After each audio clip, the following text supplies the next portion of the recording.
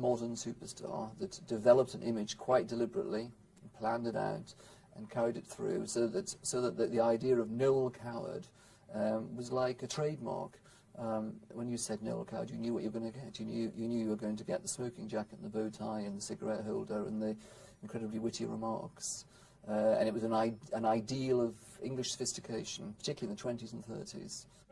Oh, no, I think Noel Coward would have loved the Divine Comedy's version of this song, I've Been to Martha's Party. Because when he played it to me, Neil Hannon, I thought, oh, he's just done it like Noel Coward. I was slightly disappointed because it starts, Noel Coward used to do this in cabaret, because it's a description of a party in the south of France in the 1930s, and all this outrageous behaviour.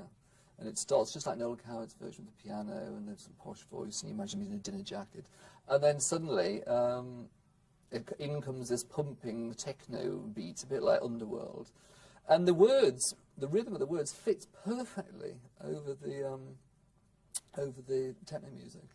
And it's a brilliant track. Yes, that's why we wanted Shola-Rama on the record, because we wanted to have, just like Noel Coward would have had in one of his shows, a young, new, glamorous singer. And Shola-Rama, you know, just came into the public eye last year, and she's a wonderful singer. In fact, she won the Brits Awards for Best Female Singer this year.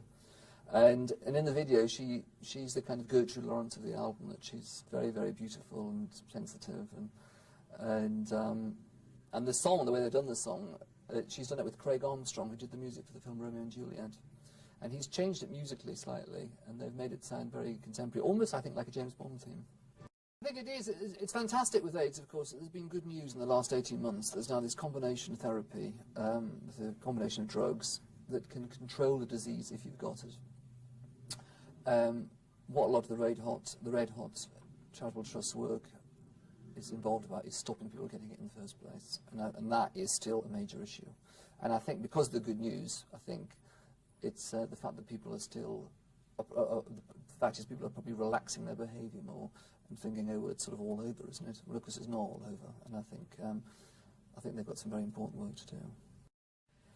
We did Sail Away, the Pet Shop Boys, because I've always loved that song. I heard it years and years ago. It was funny when we phoned up Sting to ask him to be on the album. He said he wanted to do Sail Away. I said, I'm afraid we've already done it. Because he'd already recorded it himself for a film, but never wasn't issued. And he said that song always makes him want to cry. He says he performed it in concert before, and it makes him start to cry. It is a really, really sad song. It very much reflects Noel Coward's life, like some of his songs do. When his love life would go wrong, or sometimes in his career, he had about 4 nervous breakdowns.